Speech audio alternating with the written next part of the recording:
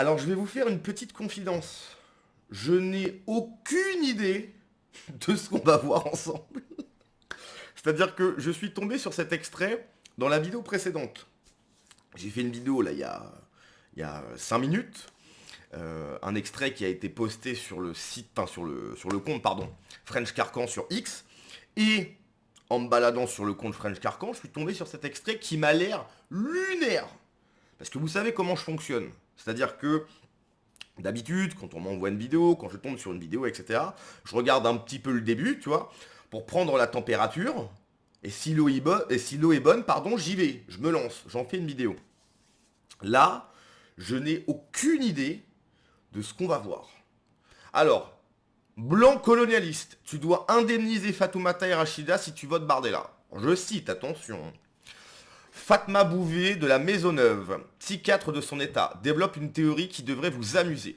Celle-ci prétend en effet que les élections européennes de 2024 auraient eu un effet traumatisant, semblable à un V sur les Noirs et les Arabes qui constituent sa clientèle, et qu'à cet égard, il devrait toucher un dédommagement individuel au titre d'un symptôme post-trauma.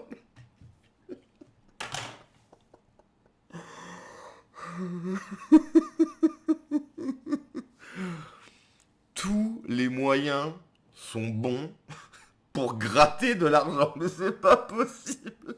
Non mais les élections 2024, les européennes, franchement je l'ai mal vécu, donnez-moi 500 balles. Possible. Oh là là.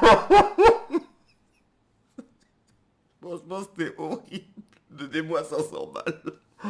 Oh là là là là, mais c'est pas possible. Bon, on écoute ça, mais je sens que c'est fait incroyable. En tant que médecin, parce que c'est quand même ça qui c'est dans ces termes que je me présente ici, vraiment, le coût du racisme est immense. D'ailleurs, Oui. aujourd'hui, un certain nombre d'avocats est en train. Je sais pas si vous vous rendez compte, hein, ils sont en train de dire que vraiment le racisme c'est horrible, invivable, etc. Mais les gars, je suis désolé, mais si vraiment c'est invivable, peut-être, je sais pas. Bon, bah, j'ai ma petite idée, mais peut-être que je me trompe en fait, peut-être vraiment c'est invivable. Mais pourquoi vous retournez pas chez vous, dans vos pays d'origine? Il n'y aura pas de racisme là-bas. Aucun. Vous serez chez vous. Donc à un moment donné, soit c'est invivable, et donc si c'est invivable, bah, c'est pas vivable. Donc comme c'est pas vivable, et bah faut aller ailleurs, en fait. Ailleurs où c'est vivable. Ou soit en fait, c'est pas vraiment invivable, hein, mais c'est surtout pour se plaindre un peu. Donc toi, soit c'est invivable, et faut être cohérent avec ce que tu dis et ce que tu penses. Si c'est invivable, ça veut dire que tu peux pas rester là. Soit au final c'est quand même assez vivable et qu'il y a surtout un peu de oui bon hein, il y a un petit côté je me plains. Je sais pas, je sais pas. Mais pour moi, je suis désolé, hein, si je vis dans un endroit et vraiment je dis non mais vraiment mais je peux pas vivre là quoi. Ils sont là, ils me regardent mal, ils me parlent mal, tu vois, ben, je pars. Je vais pas rester là. Ça n'a aucun sens. Aucun sens. De travailler sur ce que ça peut coûter en termes de dédommagement individuel. Pour tout vous dire, j'étais en train d'écrire mon 3e roman lorsqu'arrivent les élections européennes en 2024 donc, puis la dissolution prématurée de l'Assemblée nationale et donc avec les européennes, je sais pas, tout le monde s'en souvient ici, mais ça a été quand même vraiment, c'était open bar quoi. Je veux dire, voilà, il y a eu des attaques. Une notion que je développe qui s'appelle le médiatrauma, c'est-à-dire que les gens maintenant ont peur d'écouter la télé, d'écouter les radios. Donc, alors il y a Peur d'écouter la télé. Quoi? il y a les musulmans, mais de toute façon il y a tous les noirs et les arabes. En fait, c'est tout d'un bloc si vous voulez, hein, parce que les patients que j'ai et dont j'aime dire qu'ils sont proches de moi du point de vue de ce sud global qu'aujourd'hui auquel j'adhère, c'est une notion Communautarisme, voilà, pur et dur, que du communautarisme encore une fois. à laquelle j'adhère, ce sont des personnes qui sont systématiquement attaquées par ces médias-là et qui se sentent en danger aujourd'hui. Ben, faut pas rester dans un endroit où t'es en danger. Faut pas rester dans un endroit où t'es en danger. Ça n'a pas de sens. Non. Il y a deux possibilités, hein. Soit c'est vrai, ils sont en danger, etc. Et donc, faut pas rester dans un endroit qui est dangereux. Il faut penser à sa sécurité personnelle. Si tu as peur, si tu es dans un endroit où c'est dangereux pour toi, il faut aller ailleurs. Ok, pense à ta sécurité personnelle. Ou soit alors, elle raconte n'importe quoi. Il y a pas d'autre possibilité. Soit ça n'a aucun sens, ok. Parce que si tu es en danger, il faut faire quelque chose, il faut partir, tu restes pas dans un endroit dangereux, ça n'a aucun sens, personne fait ça, il est là, oui, voilà, il peut m'arriver des choses horribles, mais bon, voilà, je suis sur le balcon, je suis ma clope. Non, ça n'a aucun sens, ok. Soit allemand. Il n'y a rien entre les deux. Il n'y a rien entre les deux. C'est-à-dire que par rapport à l'effet sociétal, les informations et tout ce qui a été fait, ça a carrément créé un traumatisme. Ah mais carrément. C'est au-delà, c'est un racisme systémique qui traumatise. Mais complètement. Moi, je vois dans mon cabinet des patients qui présentent véritablement des syndromes post-traumatiques. Et ça, c'est une notion. Donc, racisme égale syndrome post-traumatique, c'est une notion qui n'est absolument pas développée en France. On peut faire le pas. C'est vrai. Je dis la même chose, hein. Je vais me répéter. Tant pis. Mais alors, faut pas rester là. Si c'est horrible, si t'as des syndromes post-traumatiques, il faut pas rester là. Je ne... Non, je suis désolé, ça n'a aucun sens. Ça n'a aucun sens ce que j'entends.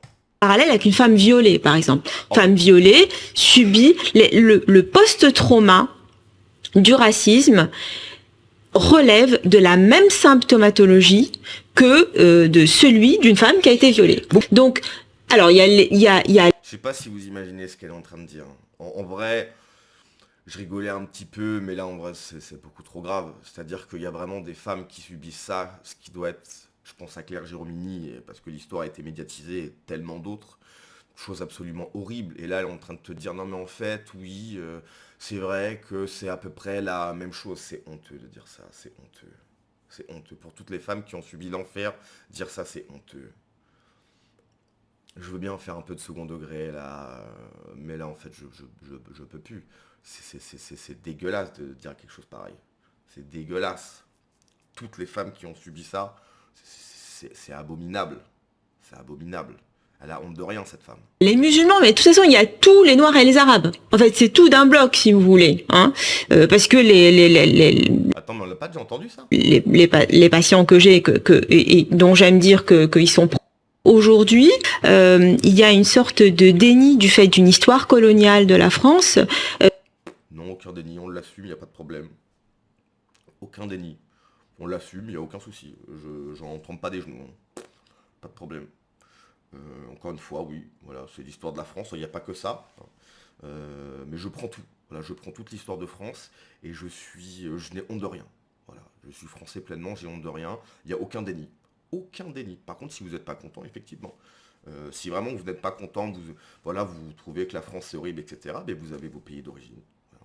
Nous, on n'a que la France. Voilà. Vous avez vos pays d'origine, si vraiment vous vivez mal. Donc il faut arrêter de se plaindre à un moment donné, et surtout dire des choses absolument abominables sur les femmes qui se font tuer. Qui ne veut pas reconnaître que... Si, on le reconnaît, aucun problème.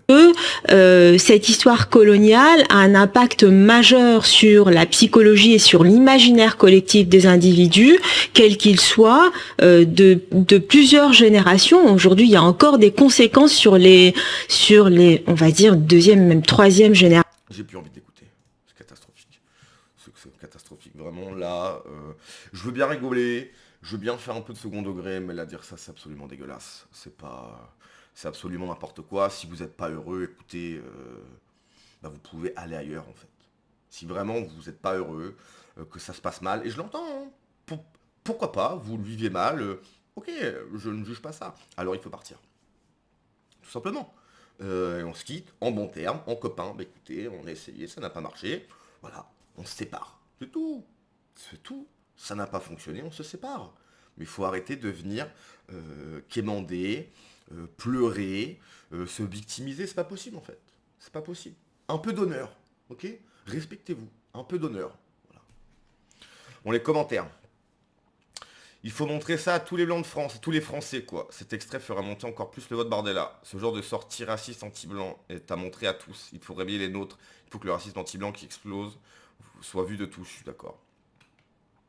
Est-ce que ces gens savent faire autre chose que chouiner? Ces gens n'ont aucune limite, ce sont des escrocs de première. Bientôt ça va être de notre faute s'ils sont noirs. Bah oui, non, ce serait pas rendu compte sans nous. C'est inhumain de ne pas rémigrer. Mais c'est vrai que, quelque part, c'est vrai, hein.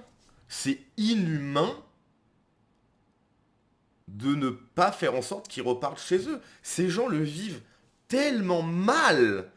Tous les jours que Dieu fait, ils sont dans la peine, ils ont des symptômes post-traumatiques, comme les poilus après la guerre de 14-18 presque. Ils ont des traumas énormes. C'est inhumain de ne pas les renvoyer chez eux pour qu'ils soient heureux en fait. Ils sont tellement malheureux chez nous. Tellement malheureux, ils ont de la peine tous les jours que Dieu fait. C'est horrible pour eux.